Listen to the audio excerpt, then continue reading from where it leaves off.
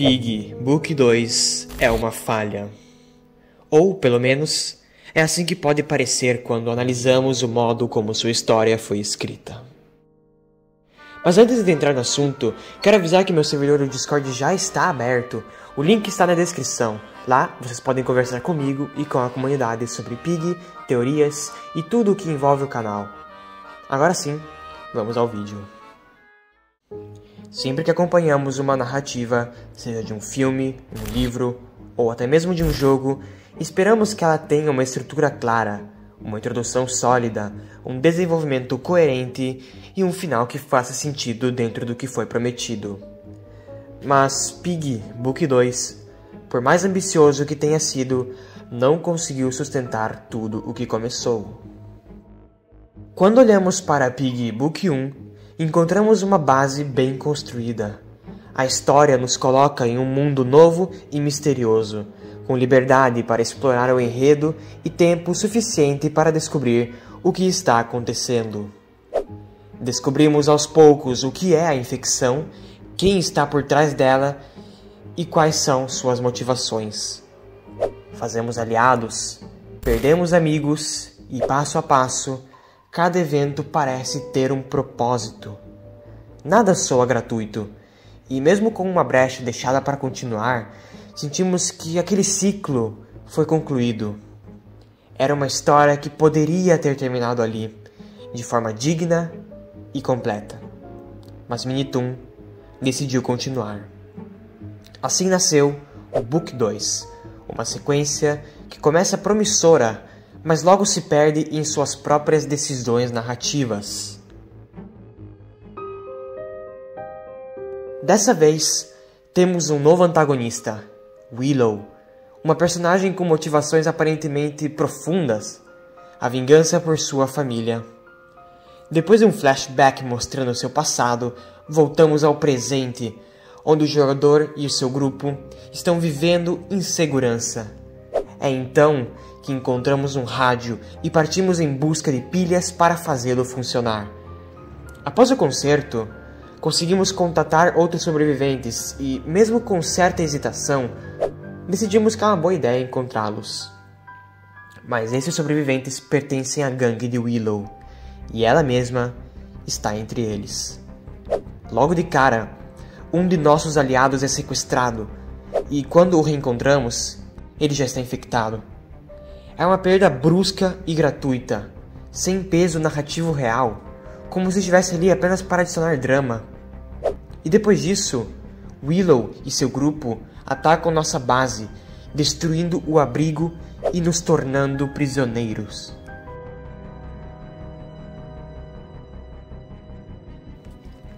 Até esse ponto, a narrativa ainda mantém um ritmo interessante. Temos um antagonista sólido, uma motivação plausível e uma linha de conflito clara. Porém, quando finalmente conseguimos escapar e confrontar Willow, descobrimos que ela também carrega um passado trágico. Perdeu seu irmão e se comove com nossa situação.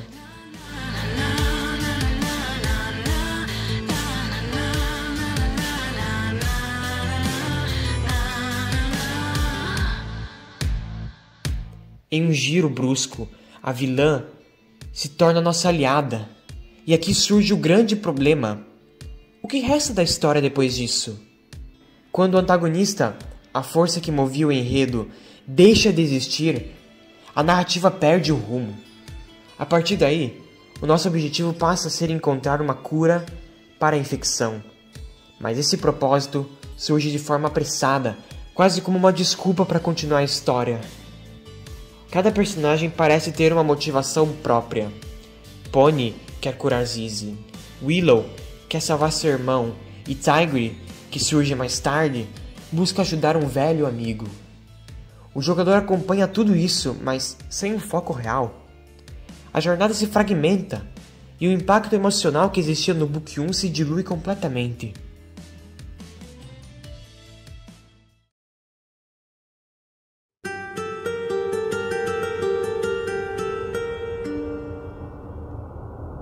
Quando finalmente nos aproximamos da cura, surge T.I.O., um novo antagonista que aparece do nada, como justificativa para pontos soltos da trama.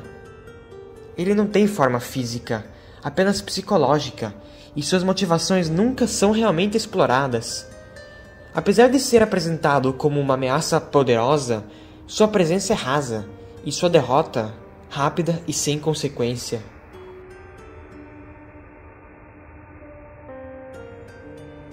No final canônico, chegamos a segurar a cura em nossas mãos.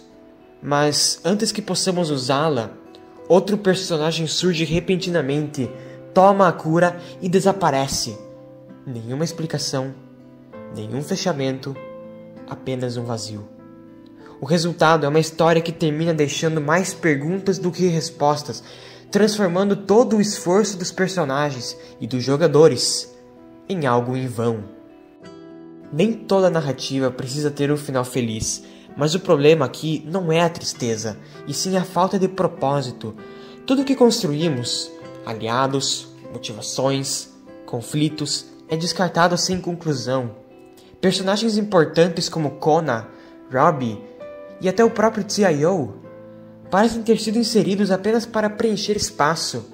Nada do que eles fazem altera o rumo real da história. Se houvesse uma distribuição melhor de tempo, se os personagens tivessem sido explorados e o novo vilão introduzido mais cedo, talvez Book 2 tivesse se tornado uma sequência à altura do primeiro jogo. Mas o resultado final é o oposto. Uma história que começou com força e terminou perdida em meio às suas próprias ideias. No fim, Minitoon deixou em aberto a promessa de Pig Intercity, um novo jogo ambientado no mesmo universo. Mas eu, sinceramente, não vejo como esse formato, focado em sobrevivência, possa sustentar a complexidade narrativa que o final de Book 2 deixou pendente. Como um simples sobrevivente poderia resolver todos esses buracos deixados para trás? Ou será que a história apenas continuará se arrastando, adicionando antagonistas e novos propósitos para justificar a própria existência? De qualquer forma, essa é apenas a minha interpretação.